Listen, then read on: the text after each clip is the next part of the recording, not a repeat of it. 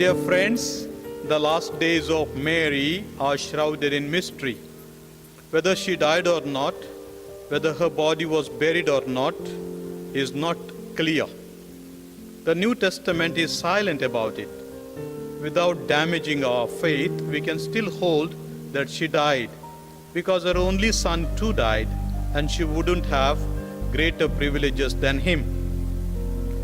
Right from the early centuries, it was not difficult for Christ's faithful to admit that the great Mother of God, like her only begotten Son, had actually passed from this life. But this in no way prevented them from believing and from professing openly that her sacred body had never been subject to the corruption of the tomb, and that the august tabernacle of the divine Word had never been reduced to dust and ashes. For the Lord had said, "If I go and prepare a place for you, I will come back and take you to be with me, that you also may be where I am." Mary is the first beneficiary of this promise because the totality of her person is taken to heaven.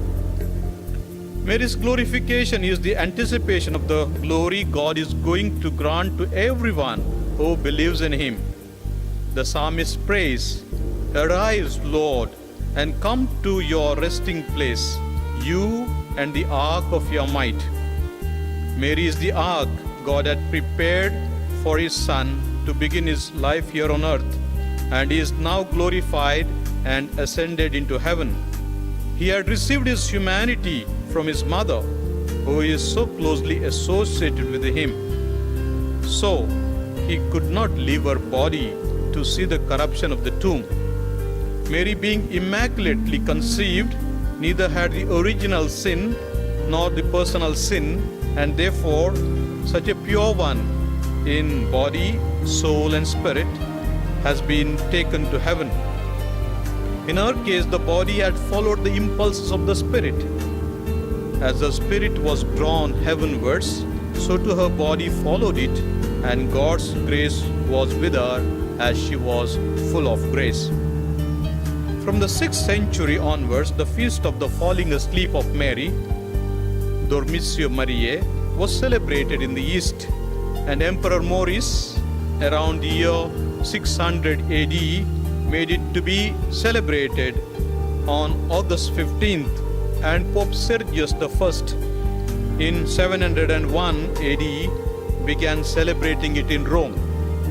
Following the faith of the Church, celebrated for centuries, Pius XII, after consulting the Universal Episcopate and the faithful under their care, after studying the historical development of this belief and scriptural testimony, defined it as the dogma of faith in the Constitution Munificentissimus Deus, given on 1st November 1950, defining that the Immaculate Mother of God, the ever Virgin Mary, having completed the course of her earthly life, was assumed body and soul into heaven. St. John Damascene, an outstanding herald of this traditional truth, spoke out with powerful eloquence when he compared the bodily assumption of the loving Mother of God with her other prerogatives and privileges. He said, I quote, "It was fitting that she, who had kept her virginity intact in childbirth, should keep her own body free from all corruption even after death. It was fitting that she, who had carried the Creator as a child at her breast, should dwell in the divine tabernacles. It was fitting that the spouse, whom the Father had taken to Himself, should live in the divine mansions.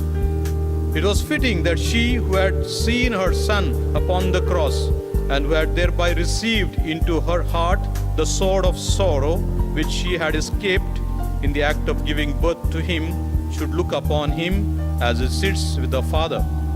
It was fitting that God's mother should possess what belongs to her Son, and that she should be honored by every creature as the mother and as the handmaid of God.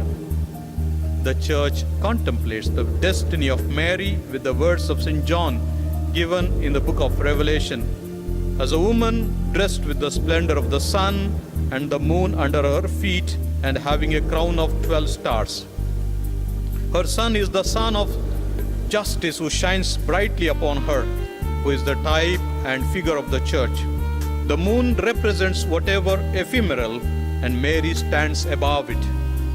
The 12 stars represent the fullness of grace and the fullness of glory granted to her as her body is glorified together with her soul. What Mary had, the church will have, as she anticipates what we hope for. How is this doctrine relevant for us today? Today, many are conscious of the beauty of the body, and they try to do all that is possible to enhance the beauty by cosmetic surgeries and all sorts of aerobics. No doubt we have to take care of our body as it is the temple of the Spirit with sufficient care, but we must watch out against any sort of self-worship. Mary in her apparitions appeared as the most beautiful woman. The beauty shown from within was drawn from her immaculate life and her total openness to God. Being full of grace and sinless is the reason of her beauty. We need to pay greater attention to live a holy life pleasing to God, and then we shall be really beautiful. Let us allow our Heavenly Mother to teach us how to be beautiful persons. Let the light of Christ, the eternal Son, shine on us.